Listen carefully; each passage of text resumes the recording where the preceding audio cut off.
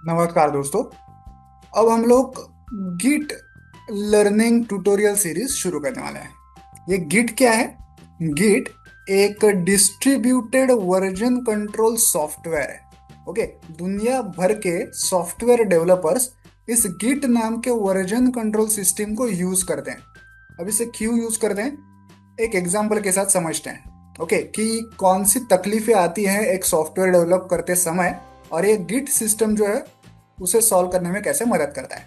अब मान लीजिए आप किसी कंपनी में काम कर रहे हैं जहाँ पे आप एक वेबसाइट डिजाइन कर रहे हैं या कोई ऐप डिजाइन कर रहे हैं।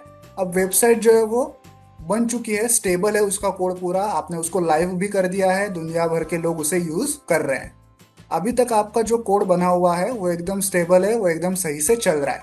आपने उसको कहीं पे सेव करके रखा हुआ है आपके लोकल कंप्यूटर पे। अब मान लीजिए कि आपका मैनेजर, आपका बॉस आप आके आपको कहता है कि अब एक नया फीचर हमें हमारी वेबसाइट में ऐड करना है। फीचर काफ़ी कॉम्प्लेक्स है, काफ़ी बड़ा है, इसे कोड करने में काफ़ी टाइम लग सकता है। तो आप पूरी प्लानिंग कर लेते हो और कोडिंग करने के लिए शुरू कर देते हो। अब कुछ दिन हो चुके हैं, आप कोडिंग कर रहे हो। आपने एग्जिस्टिंग कोड में जो कोड अब तक पूरी तरीके से स्टेबल था, सही से चल रहा था, उसमें आपने कुछ नई फाइल्स क्रिएट कर ली हैं, कुछ नए फोल्डर्स क्रिएट कर लिए हैं, कुछ एग्जिस्टिंग फाइल्स को आपने मॉडिफाई कर लिया है क्योंकि वैसे ज़रूरत थी। तो पूरा जो नया कोड है वो यहाँ वहाँ पे बिखरा हुआ है। ओके। अब ये जो नया फीचर है, इस जैसे मैंने कहा कि काफ़ी बड़ा है, कॉम्प्लेक्स है, तो इसको बनने में टाइम लगने वाला है। तभी कुछ दिनों बाद आपका मैनेजर वापस आपके पास आता है और कहता है कि ये जो तुम इस नए फीचर पे काम कर रहे हो ना, इसको थोड़ी देर के लिए साइड में रख दो। अभी अर्जेंटली एक छोटा सा नया फीचर क्रिएट करने की एक रिक्वायरमेंट आ गई है क्लाइंट से। ओके, नया फीचर है ये भी, लेकिन ये बहुत ही छोटा सा है, एक दो दिन का काम है, जल्दी से निपट जाएगा। तो तुम उस बड़े वाले फीचर को साइड में रख दो और इस छोटे वाले फीचर पे काम जल्दी से करके मुझे डिलीवर कर दो। अब तुम ये करोगे कैसे? तुम्हारा जो स्टेबल वाला कोड था उसमें तुमने उस नए बड़े वाले फीचर को बनाने के लिए काफ़ी सारी नई फाइल्स, नए फोल्डर्स क्रिएट कर लिए हैं। एग्जिस्टिंग फाइल्स को भी तुमने कुछ मॉडिफाई कर लिया है। पूरा कोड यहाँ वहाँ पे फैला हुआ है, अभी तक वो पूरा अच्छे से टेस्ट भी नहीं हुआ है। उसमें कुछ बग्स हो सकते हैं, कुछ एरर्स हो सकते हैं। ओके। तो अब उस कोड को हटा के, उस नए वाले कोड को छान के हटाना। ओके।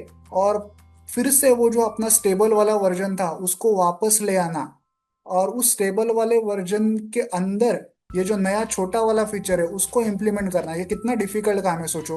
वो नया वाला कोड जो है, उसकी जो नई फाइल्स है, नई फोल्डर्स है, उनको छानना पड़ेगा। उनको वहां से क्या डिलीट कर दोगे? क्या करोगे? उनको साइड में निकाल के रखोगे किसी फोल्डर में? ओके। जो एग्जिस्टिंग फाइल्स मॉडिफाई हो चुकी है उनके उनमें जाके क्या एक एक लाइन को देख के उन लाइंस को तुम कमेंट कर दोगे? ये बहुत ही टीडियस काम है, ये प्रोफेशनल अप्रोच नहीं है बिल्कुल भी। ओके।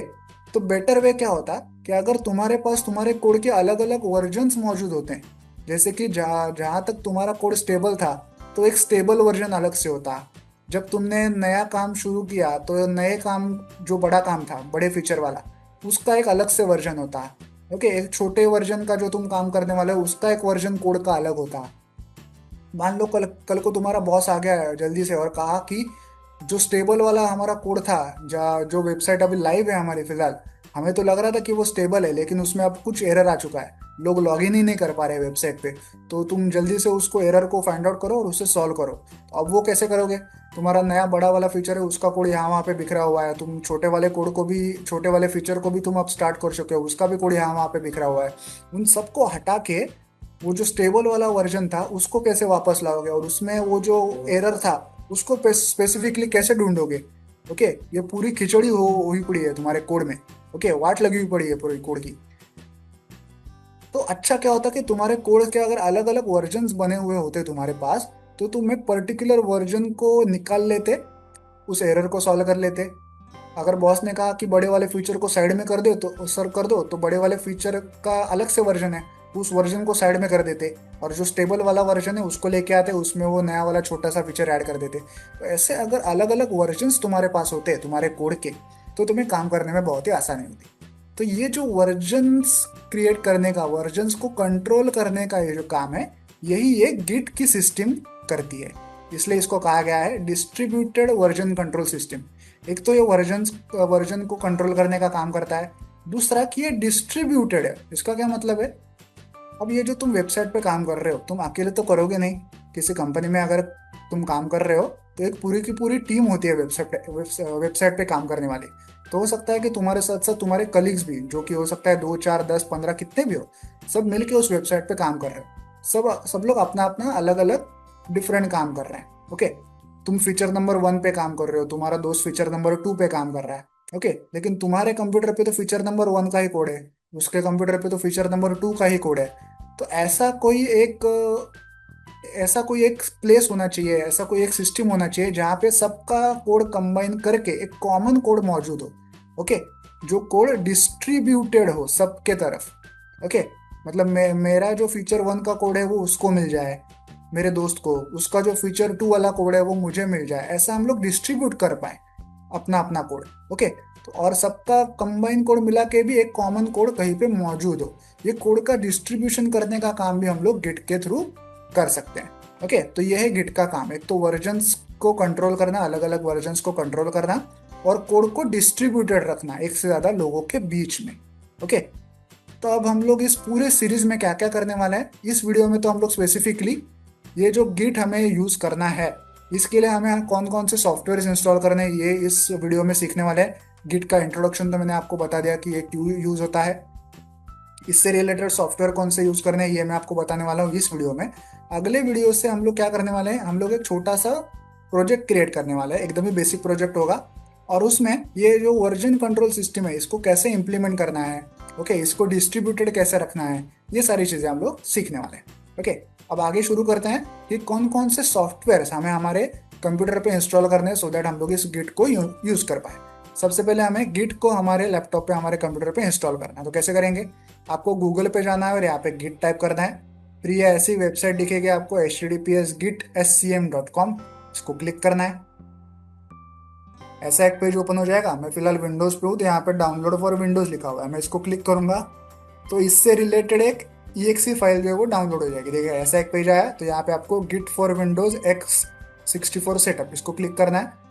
तो एक exe फाइल यहाँ पे ऐसे डाउनलोड हो जाएगी।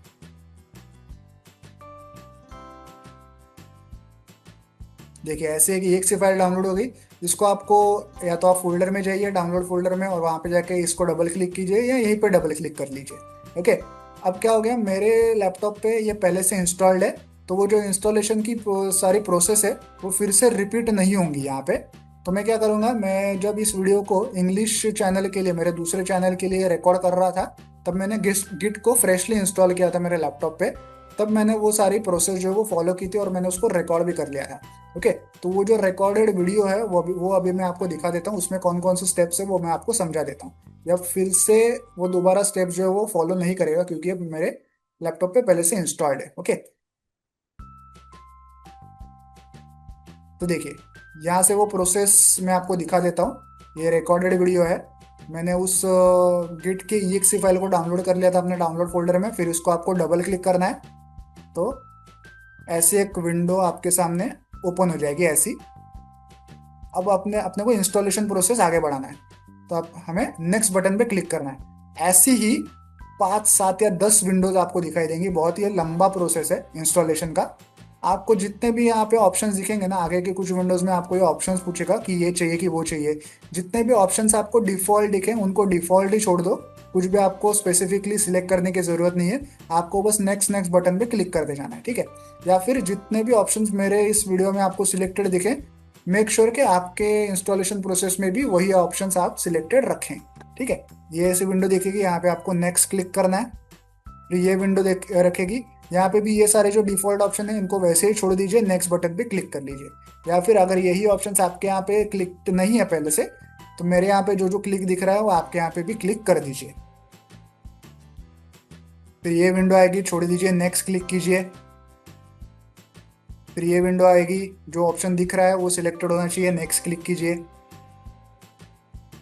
फिर ये विंडो आएगी, जो ऑप्शन सिलेक्टेड दिख रहा है वो डिफॉल्ट ही होगा, मैंने कुछ सिलेक्ट नहीं किया है खुद से, नेक्स्ट क्लिक कीजिए।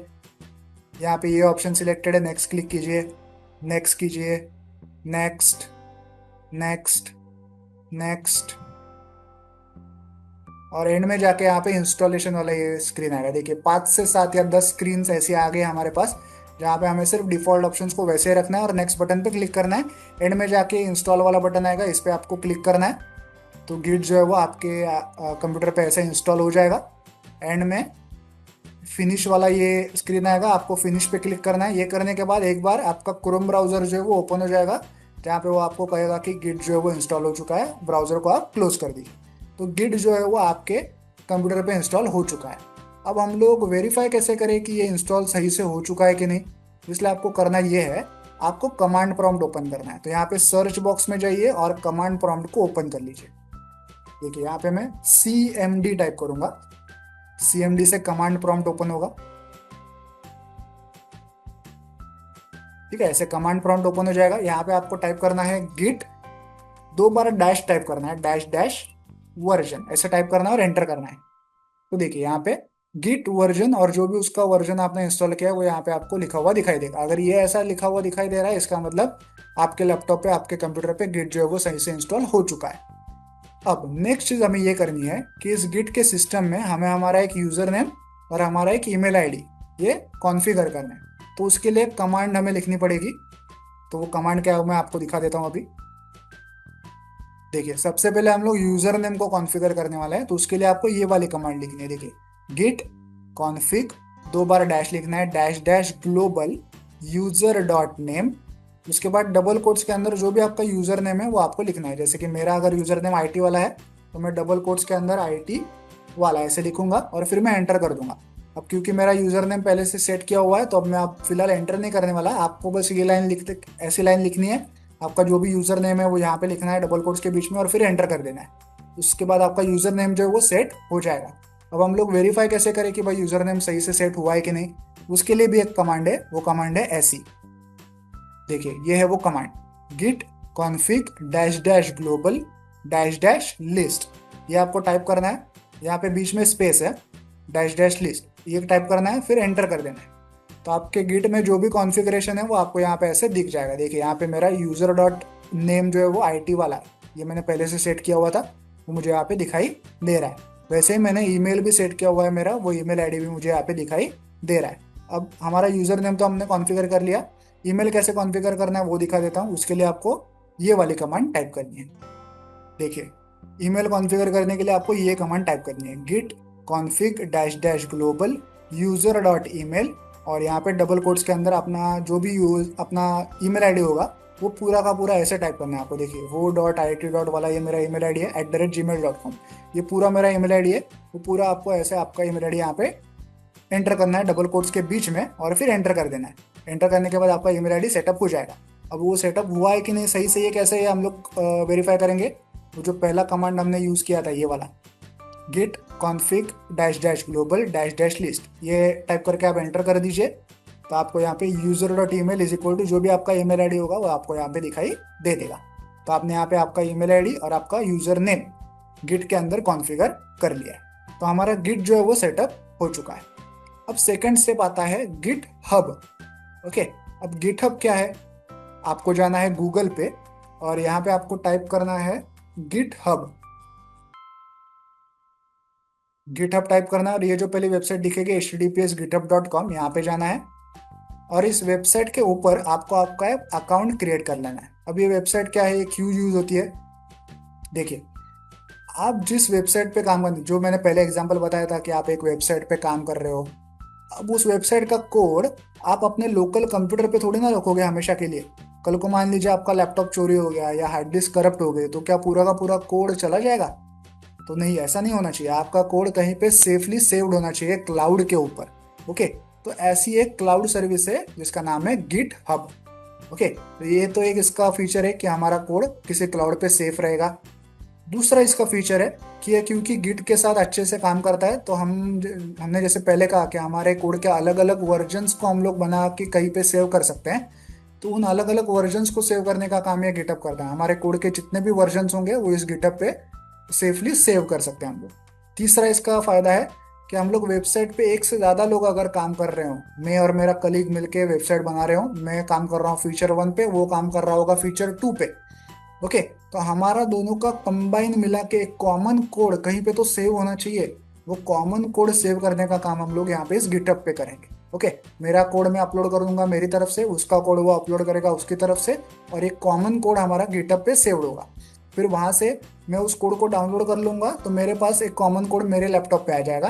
वैसे ही मेरा कलीग अगर उसको डाउनलोड कर लेगा गिटहब से तो उसके पास भी लेटेस्ट पूरा कॉमन कोड उसके लैपटॉप पे आ जाएगा, और वहीं से हम लोग आगे का काम करना शुरू कर देंगे। तो हमारा कोड जो है वो डिस्ट्रीब्यूटेड भी होगा एक से ज्यादा लोगों के बीच में। तो हमारा वर्जन कंट्रोल भी यहाँ पे हो रहा है, कोड को डिस्ट्रीब्यूशन भी हम लोग सही से कर रहे हैं, और कोड को हम लोग क्लाउड क्लाउड प्लेटफॉर्म पे सेफली सेव भी कर रहे हैं। ये सारी चीजें हम लोग यहाँ पे गिटहब का यूज करके कर रहे हैं। तो यहाँ पे इस वेबसाइट पे आके आपको एक अकाउंट बना लेना है, साइन अप पे क्लिक करना है आपको।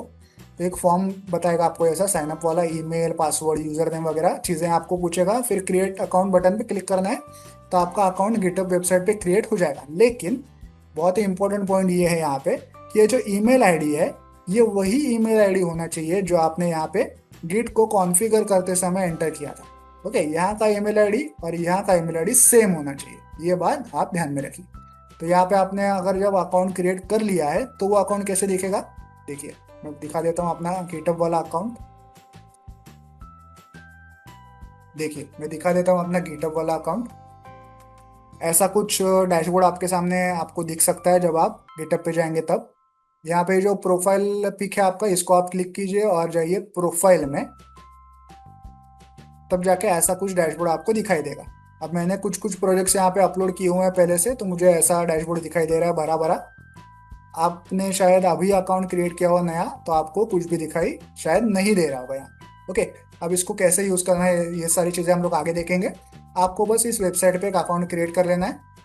अब हमने गिट इंस्टॉल कर लिया अपने कंप्यूटर पे, गिटहब क्लाउड प्लेटफॉर्म पे अपना वेब अकाउंट भी क्रिएट कर लिया है। अब एक तीसरी और फाइनल चीज रह जाती है कि हमें एक आईडी चाहिए जिसका यूज करके हम लोग हमारा प्रोजेक्ट क्रिएट करेंगे, प्रोजेक्ट को मॉडिफाई करेंगे। हम लोग यूज करने वाले हैं हम लोग यूज करने वाले हैं VS कोड आईडी को। ओके, ये माइक्रोसॉफ्ट ने बना हुआ है। गिटहब जो है उसको भी माइक्रोसॉफ्ट ही ओन करता है, VS कोड जो है उसको भी माइक्रोसॉफ्ट ही ओन करता है। तो आपको यहाँ पे गूगल पे जाके VS कोड ऐसा टाइप करना है, और यहाँ पे आपको विजुअल स्टूडियो कोड ऐसा ऐसी एक वेबसाइट दिखेगी, इसको क्लिक करना है आपको। और यहाँ पे देखिए डाउनलोड फॉर विंडोज ऐसा बटन आया हुआ है, इसको क्लिक करना है, EXE फाइल डाउनलोड हो जाएगी, उसको डबल क्लिक करके इंस्टॉल कर लीजिए। तो ये VS कोड नाम का जो आईडी है ऐसा आपके लैपटॉप पे कंप्यूटर पे इंस्टॉल हो जाएगा। तो गिट को सीखने के लिए जो तीन इंपॉर्टेंट चीज़ें हैं, एक तो गिट को हमने इंस्टॉल कर लिया, गिटहब पे अपना अकाउंट बना लिया, और प्रोजेक्ट को क्रिएट करने के लिए एक आईडी चाहिए तो हमने VS कोड आईडी भी इंस्टॉल कर लिया है। तो इस वीडियो में हमने गिट का इंट्रोडक्शन देख लिया और कौन कौन से सॉफ्टवेयर हमें इंस्टॉल करने वो सीख लिया। अगले वीडियो से हम लोग गिट को एक्चुअली में सीखना शुरू कर देंगे, टॉपिक बाय टॉपिक। ओके, तो आई होप आपको ये वीडियो अच्छा लगा होगा। वीडियो को एंड तक देखने के लिए धन्यवाद। Thank you.